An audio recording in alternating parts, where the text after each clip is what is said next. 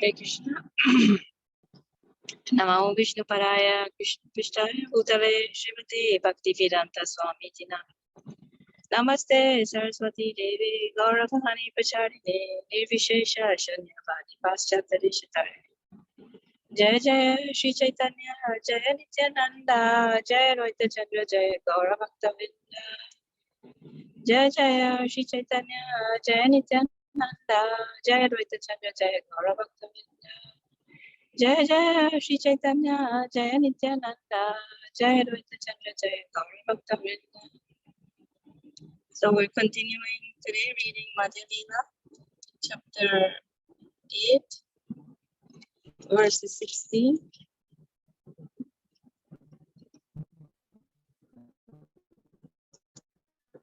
And the chapter title talks between Sri Chaitanya Mahaprabhu and Ramandara, verses 16 to 39. 16. Sri Chaitanya Mahaprabhu could understand that the person who had come to bathe in the river was Ramananda Raya. The Lord wanted so much to meet him that his mind immediately began running after him. 17. Although Sri Chaitanya Mahaprabhu was running after him mentally, he patiently remained sitting. Ramananda Raya, seeing the wonderful sannyasi, then came to see him. 18. Srila Ramananda Raya then saw Sri Chaitanya Mahaprabhu to be as brilliant as 100 suns. The Lord was covered by a saffron garment. He was large in body and very strongly built, and his eyes were like lotus petals. 19. When Ramananda Roy saw the wonderful sannyasi, he was struck with wonder. He went to him and immediately offered his respectful obeisances, falling down flat like a rod. 20. The Lord stood up and asked Ramananda Rai to arise and chant the holy name of Krishna. Indeed, Sri Chaitanya Mahaprabhu was very eager to embrace him. 21. Sri Chaitanya Mahaprabhu then inquired whether he was Ramananda Rai, and he replied, "Yes, I am your very low servant, and I belong to the Sudra community." 22. Sri Chaitanya Mahaprabhu then embraced Sri Ramananda Rai very firmly. Indeed, both the master and the servant almost lost consciousness due to their ecstatic love. 23. Their natural love for each other was awakened in them both, and they embraced and fell to the ground. 24. When they embraced each other, ecstatic symptoms, paralysis, perspiration, tears, shivering, paleness, and standing up of bodily hairs appeared. The word Krishna came from their mouths, faltering. 25. When the stereotype ritualistic brahmanas who were following the Vedic principles saw this ecstatic manifestation of love, they were struck with wonder. All these brahmanas began to reflect as follows. 26. The brahmanas thought, "We can see that this sannyasi has a luster like the effulgence of Brahman. But how is it he is crying upon embracing a Sudra, a member of the fourth caste in the social order?" 27. They thought, "This is Ramananda Roy, is the governor of Madras, a highly learned and grave person, a Mahapandita. But upon touching the sannyasi, he has become restless like a madman." 28. When the brahmanas were thinking in this way about the activities of Sri Chaitanya Mahaprabhu and Ramananda Roy, Sri Chaitanya Mahaprabhu saw those outsiders and restrained his transcendental emotions. 29. When they regained their sanity, they both sat down, and Sri Chaitanya Mahaprabhu smiled and 30th. Sarvabhuma Bhattacharya spoke of your good qualities, and he made a great endeavor to convince me to meet you. 31. Indeed, I have come here just to meet you. It is very good that even without making an effort, I have gotten your interview here. 32. Ramananda Rai replied, "Sarvabhuma Bhattacharya thinks of me as a servant. Even in my absence, He is very careful to do me good. 33. By his mercy, I have received your interview here. Consequently, I consider that today I have become a successful human being. 34. I can see that you have bestowed special mercy upon Sarvabhuma Bhattacharya. Therefore, you have touched me, although I am untouchable. This is due only to his love for you. 35. You are the Supreme Personality of Godhead, Narayana himself, and I am only a government servant interested in materialist activities. Indeed, I am the lowest among men of the fourth caste. 36. You do not fear the Vedic injunction stating that you should not associate with a Sudra. You were not contemptuous of my touch, although in the Vedas you are forbidden to associate with Sudras. 37. You are the Supreme Personality of Godhead Himself. Therefore, no one can understand your purpose. By your mercy, you are touching me, although this is not sanctioned by the Vedas. 38. You have come here specifically to deliver me. You are so merciful that you alone can deliver all fallen souls. 39. It is the great practice of all saintly people to deliver the fallen.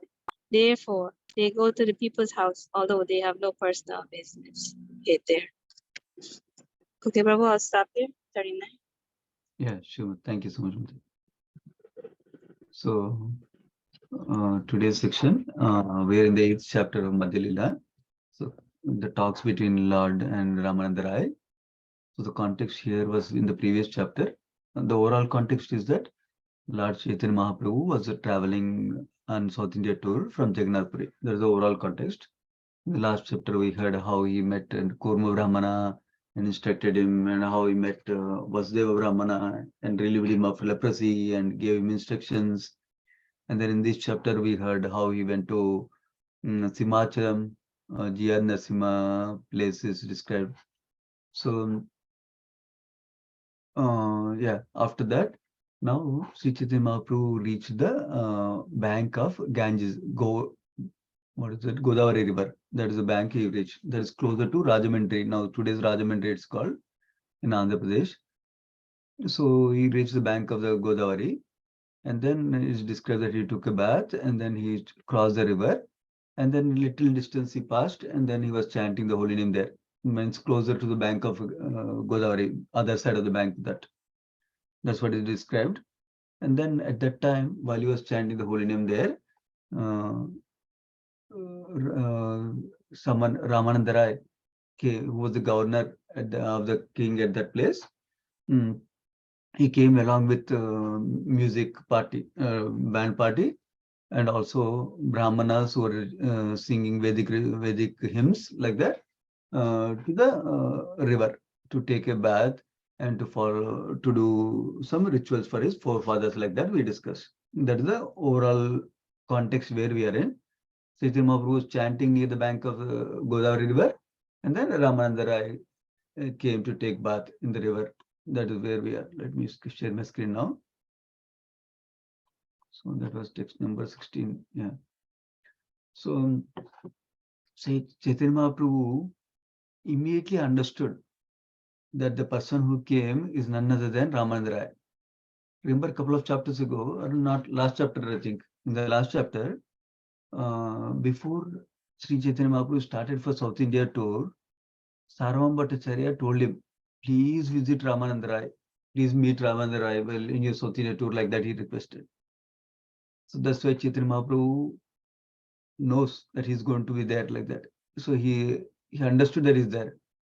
He really wanted to meet him also. He was so eager to meet him that his mind was immediately running after him, like that is described, Chaitanya Mahaprabhu's mind. But even then, even though mentally his mind was running to meet him quickly, but he was patient and remains sad, sitting it seems. But then Ramananda Raya, seeing the wonderful sannyasi, then came to see him.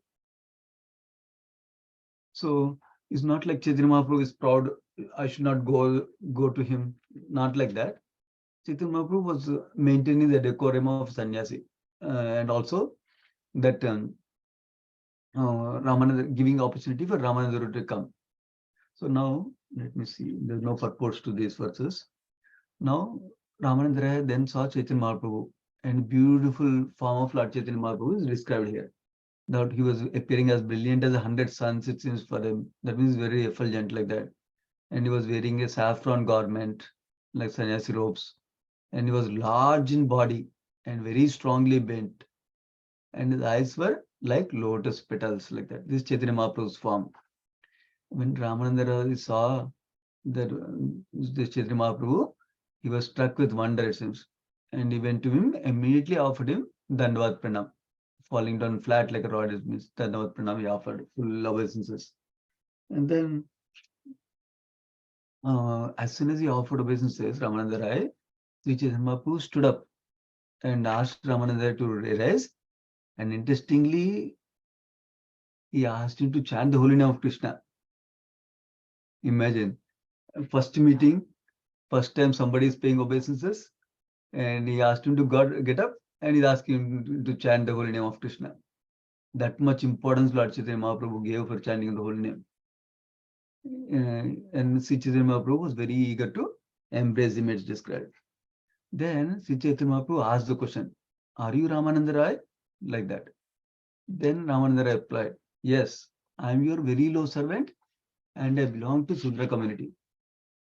See, generally, when we meet somebody new, or even if we think somebody is very influential, generally the tendency as a conditioned souls we have, many of us have, is that we introduce with great credentials about us. Or we say, "Oh, I'm the governor of this place. I'm the first person for the king," like that. He could have told like that, Ramananda Rai. But he introduced, first of all, "I am your very low servant, number one. And then I belong to Sudra community." He didn't introduce that he's a governor, big position he has like that. He introduced both qualifications are correct in one sense, but he introduced with the lowest possible qualification that is there right there. So that shows his humility, Ramananda, not his pride like that. His humble nature like that is showing. So Sri Chaitanya Mahaprabhu is filled, Sri Chaitanya Charitamrita, this literature is filled with lot of lessons in Vaishnava Sadachar, Vaishnava etiquette like that also. So we don't have to find something that we are not and then just artificially say that I'm so low, not like that. That's not the purpose of the point. The point is we don't need to project as the greatest person in the world or in the community or something like that. So we can share the minimal needed for that situation like that. Now going to the next verse, Sri Chaitanya Mahaprabhu embraced Ramananda Rai very firmly, and both of them, master and servant, almost lost consciousness due to ecstatic love. So they both exhibiting symptoms of ecstatic love, Krishna Prema. Why? That is described in the next purport actually. Their natural love for each other was awakened in them both, and they embraced and fell to the ground. So why the natural love is awakened? Prabhupada writes in the purport. So Ramananda Rai in this Chaitanya Lila was actually Gopi Vishaka in the Krishna Lila, it seems. So many of the Lord Chaitanya Mahaprabhu's associates are close associates in his Krishna Lila also. So now, naturally, Krishna himself has a relationship with Vaishaka. So that gives ecstatic symptoms also, number one. Number two, Sri Chaitanya Mahaprabhu is a combination of Krishna and Radharani. Is Lord Krishna in the mood of Radharani, right? And Radharani has a very affectionate relationship with Vishaka. So in that sense, in both sense, he has a very close relationship with Vishaka. That is why he was feeling such wonderful feelings for Ramananda Rai. In fact, in the whole of Chaitanya Charitamrita, in whole of Lord Chaitanya's pastimes, Ramananda Rai was one of the very close associates of Chaitanya Mahaprabhu from this time onwards. After some time, he'll come back to Chaitanya Mahaprabhu at Jagannath Puri. So that also we'll read in this chapter. So he was a very close associate of Lord Chaitanya Mahaprabhu. So that is what Prabhupada is describing in this purport. That because of his Vishaka only, that's why they're feeling ecstatic emotions like that, seeing each other. Now going to text 24, when they embrace each other, ecstatic symptoms appeared. And the word Krishna came from their mouths falteringly. Falteringly means they're not able to speak words also like that. Because of the excited symptoms. What are the excited symptoms? Paralysis, perspiration, tears, shivering, paleness, standing up of bodily hairs, like that. The symptoms were coming, it seems. So now, so this is happening between Sri Chaitanya Mahaprabhu and Sri Ramananda Rai. Now, there are people who, Brahmanas, who came to chant the Vedic mantras along with Ramananda Rai. So those are called ritualistic Brahmanas. Why they are calling ritualistic Brahmanas? Because in the purport it's clarified in one of the purports that actually they did not have devotion. They were just following Vedic scriptures and doing some mantras like that, it seems. They are not really devotees, it seems. So that's what is described. Who are following the Vedic principles saw this ecstatic manifestation of love. And they were struck with wonder. They started to reflect like this. Like what? They thought, this sannyasi looks lustrous with effulgence like Brahman. Brahman effulgence is there like that. He is so effulgent like that. But how come he's crying on embracing a Sudra, a member of fourth caste social order? That's one doubt they have about Sri Chaitanya Mahaprabhu's behavior. He seems to be exalted, but when he embraces Sudra, why is he crying like that? Next question they had, next doubt they had was, their thinking was, it's all in their mind. They didn't say it loud. Okay, that's important coming up. And they thought this Ramananda Rai is actually governor of Madras and is a highly learned and a grave person. Grave is important here. Okay, so that means he's a Mahapandita. But on touching this sannyasi, he's become restless like a madman. Normally he's grave. Now he is becoming restless like a madman. What is this? When those Brahmanas were thinking in this way about the activities of these two, Sri Chaitanya Mahaprabhu and Ramananda Rai, then Sri Chaitanya Mahaprabhu saw that those outsiders, word is used is Vijatiya, saw those outsiders Brahmanas, and he restrained his transcendental emotions. So this is a nice purport in this connection. We'll discuss that. So basically, the two terms used in the purport, Sajatiya and Vijatiya. Vijatiya means outsiders. Sajatiya means you can call it as insiders. Basically, purport starts with saying that Sri Chaitanya Mahaprabhu and Ramananda Raya were very intimate associates. They're intimately related. That's why their Ramananda Raya can be accepted as Sajatiya. That means a person with within the intimate circle of the Lord, inner circle of the Lord, insider like that. But the Brahmanas were just following the Vedic rituals and were not having an intimate connection with Chaitanya Mahaprabhu. And because of that, they are Vijatiya Loka. So that means they were not pure devotees, they are Vijatiya. That means outsiders like that. So even if somebody is a very learned Brahmana, but he doesn't have devotion, he is considered as a Vijatiya or somebody outside devotion service. So sometimes this Sajatiya word is used in when describing about how we devotees also, practicing devotees, need to have like-minded association like that. So that in that sense, it's important actually. So this pastime here is illustrating that principle. So now, because some outsiders were there, and these like-minded people, Chaitanya Mahaprabhu and Ramananda Rai were meeting, they're like intimate insiders, but they did not want to expose their feelings before the outsiders. They didn't want to share the innermost things before outsiders, basically. That will be apparent more as the story develops also further. This is an important principle. The important principle that commonly the way it's described this principle is that we share our heart, we associate with our devotees, we don't associate with non-devotees. That's one way it's shared. And the way it's shared is we don't share our heart with non-devotees. We don't share our aspirations and feelings so much with non-devotees like that. That's another way it's described. So why? because they have different goals, we have different goals, so they will not appreciate it. In fact, sometimes they might make it as a disqualification for our side to normally associate in normal circle also, to do normal day-to-day business also. That's why we don't reveal our heart to them, especially related to devotional feelings and devotional aspirations and devotional activities that we are doing. We don't need to advertise to everybody, especially non-devotees. Devotees we can share with friends. That's okay. Then we can inspire each other. That's another important principle we can learn from here about Vaishnava etiquette here. Now going to 9th verse. I think, yeah, that I covered the purport points. Now, when both Sri Chaitanya Mahaprabhu and Ramananda Rai regained their sanity, they both sat down, it seems. And Sri Chaitanya Mahaprabhu smiled and began to speak.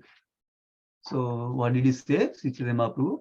He said, Sarvam Bhattacharya spoke of your good qualities and he made a great endeavor to convince me to meet you. Remember, before he started a South India tour, that is one thing Sarvam Bhattacharya told him, Sri Chaitanya Mahaprabhu, please meet Ramananda Raya, he is wonderful devotee, he is great in the mellows of devotion service, like that he told. In fact, before Sarvam Bhattacharya was made a devotee by Lord Chaitanya Mahaprabhu, Sarvam Bhattacharya did not have good opinion about Ramananda Raya, it seems. But when his devotion awakened through Sri Chaitanya Mahaprabhu's mercy and his brother-in-law Gopinathacharya's mercy, that's when he could recognize a devotee really. Oh, Ramananda Rai was really a nice devotee, like that he recognized. So that's why he encouraged Chaitanya Mahaprabhu to meet him. So that's why Chaitanya Mahaprabhu is saying, I know about you. Sarvam Bhattacharya told me that how many you have wonderful good qualities like that. That's what he's appreciating like that. When he met Chaitanya Mahaprabhu, first meeting, right, with Ramananda Rai, he's appreciating him. And he's telling him, I come here just to meet you. And it's very good that even without making an effort, I have gotten your interview here. So notice this sentence. Sri Chaitanya Mahaprabhu's humble attitude comes out here also. That is treating Ramananda Rai like a great person, and he has a good fortune to meet him, get interview with not too much effort like that. That's how he's addressing. Notice in material terms, Sri Chaitanya Mahaprabhu was sannyasi in material terms from the social order perspective, and Ramananda Rai was a governor. So he's maintaining that etiquette, normal etiquette like that. Of course, sannyasi doesn't need to do that, but he's maintaining the normal etiquette.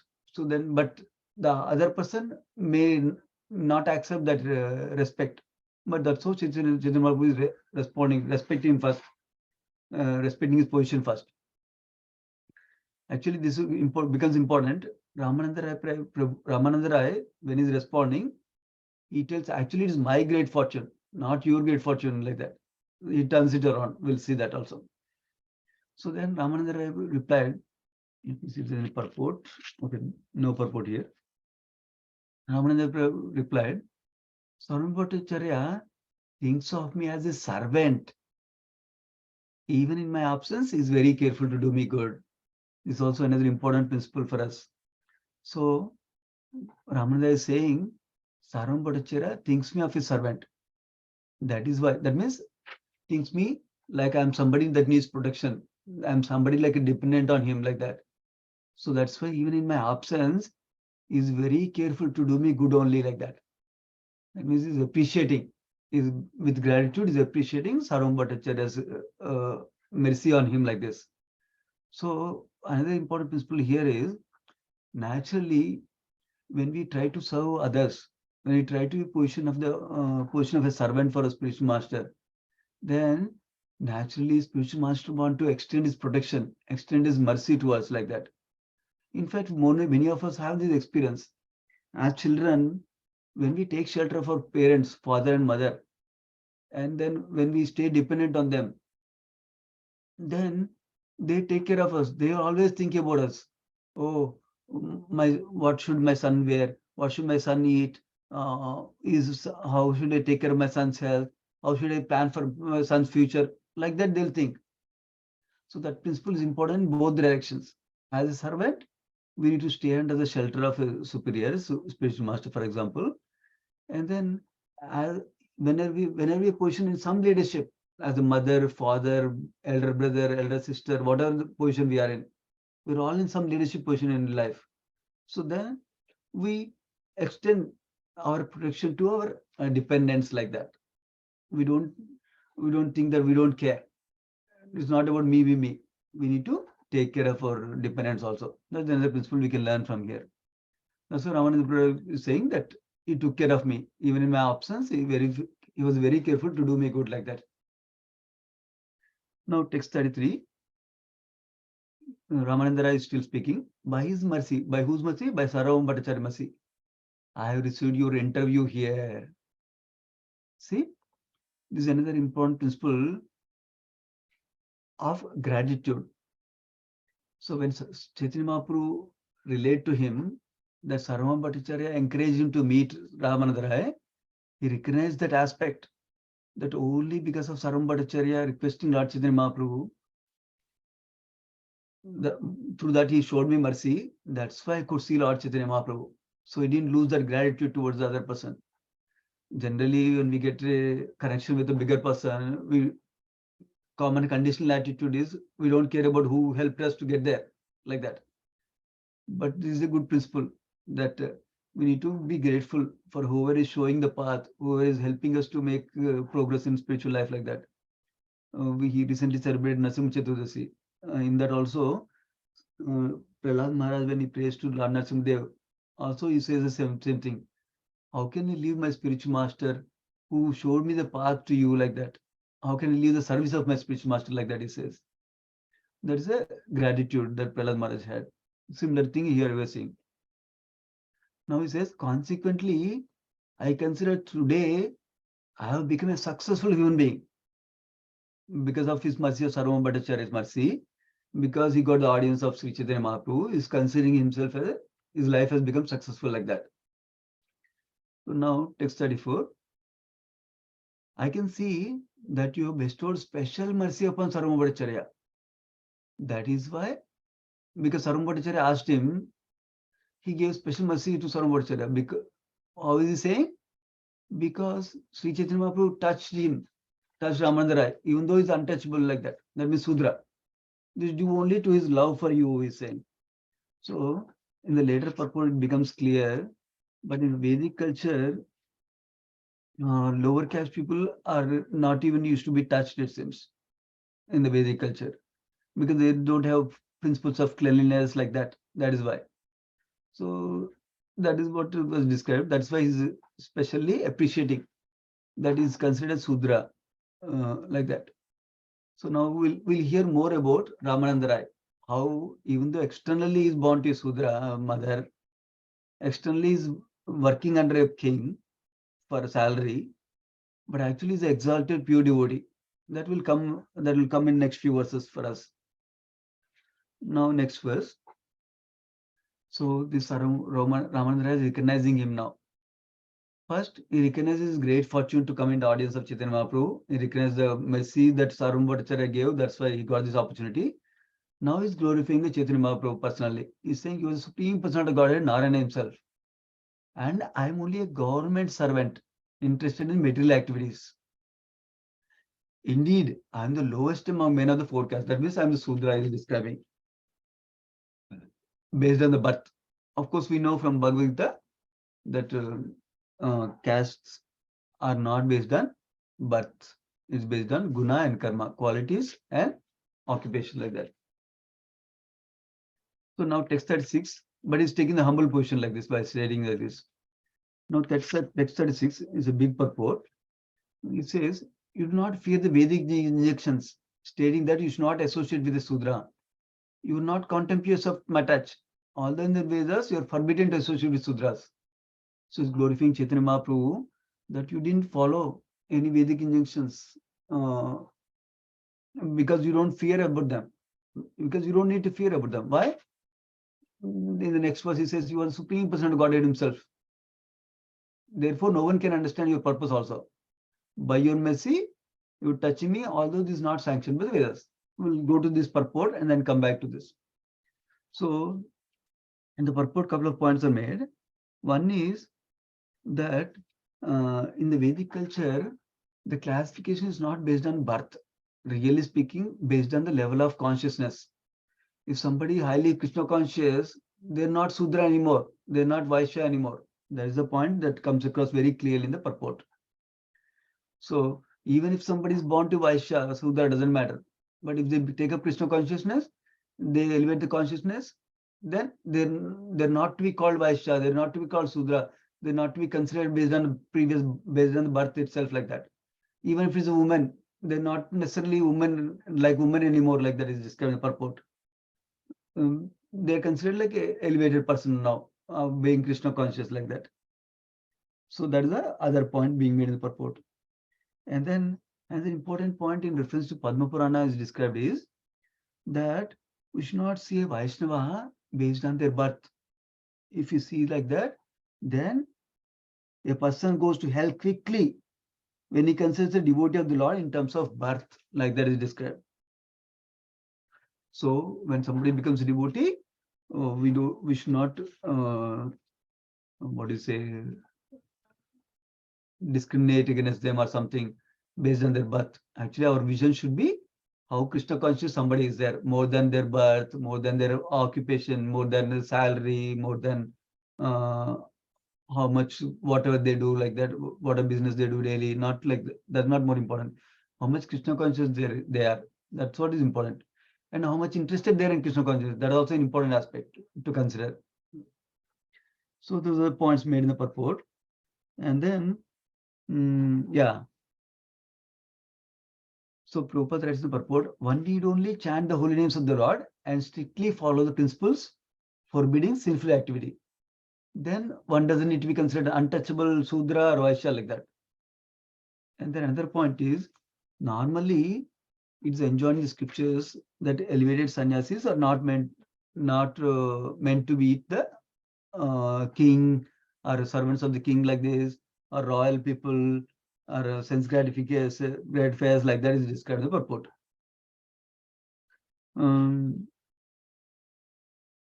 So the main point to take here is that we should not just, if somebody becomes a devotee, we should not consider based on the previous birth, based on the birth that they had. We should consider them as elevated, irrespective of their birth situation like that. They're not even Sudra, not even Stree or woman, not even Vaishya. That consideration should not come into being like that is described. So 37th verse, let me see if there's a purport. Yeah, there's short purport. We already discussed that. Sannyasis are not meant to meet anybody, but Chaitanya Mahaprabhu was showing his causeless mercy by meeting Ramananda Raya like this is described. And 30th verse, you come here specifically to deliver me. You are so merciful that you alone can deliver all fallen souls. Remember, Chaitanya Mahaprabhu said, I came only to meet you like that. That's what he's responding to. And then second is, you're so merciful that you alone can deliver all fallen souls like that. That means normally he is so merciful that his mission is to deliver fallen soul only. His mission is to deliver fallen soul only. That's what is glorifying here in the purport, in this verse. Purport. So irrespective of, people generally say, I'm Hindu, I'm Christian, I'm Muslim, but we may not follow what is there in scriptures, but we just say I'm Hindu like that. So that's why, to make it simple, even for people who were not able to follow their own religious scriptures, Sri Chaitanya Mahaprabhu encouraged us to chant the holy name, Hare Krishna Mahamantra, Hare Krishna, Krishna Krishna, Hare Hare, Hare Rama, Ram Ram, Hare Hare. That is the point Prabhupada is making in the purport. That is why it's called as a Patita Pavana. That means elevating even people who are fallen, who are not even following the scriptures like that. That's the point being made. So last verse for today. It is a general practice of all saintly persons to deliver the fallen. Therefore, they go to people's houses, although they have no personal business there. This is a very important point. Prabhupada makes 2 points in the purport. One is, when saintly persons come to our home, their primary intention is not to get food from us, not to get donation from us, but to benefit us. But normally, people who are conditioned, they think that, oh, look, they want to come to my home because our home is nice, because we'll give nice prasadam, we'll give donation, like that they think. But actually their purpose is only to preach. So that way, when they come to our home, maybe our friends will bring 1 or 2 friends who are new to Krishna consciousness. Maybe they'll help them also. And we will also benefit when the saintly person comes to our home. So that is our only purpose. That is one point Prabhupada makes the purport. So that is the point here also mentioned in the verse itself directly. Second point Prabhupada mentions is that even people practicing devotees like us who are in Krishna consciousness also, we go door to door to do distribution, book distribution, or to ask donations for on behalf of Krishna. Then it's not that we are we have to be considered like beggars. We're only approaching as a service to benefit them only, other person only. So that's the point Prabhupada makes in the purport. Yeah, we'll pause there. Sorry, it's 7:36 already. I didn't notice that one. Yeah, we'll pause here. Sri Chaitanya Charitamrita ki jai, Krishna Das Kaviraj Goswami ki jai, Srila Prabhupada ki jai. Let's offer obeisance to all the devotees of the Lord. Vanchakalpatarabhyascha kupasandabhya evacha patitanam pavanebhyo vaishnavibhyo namo namaha. Thank you so much, devotees. Hare Krishna. Hare Krishna Prabhu.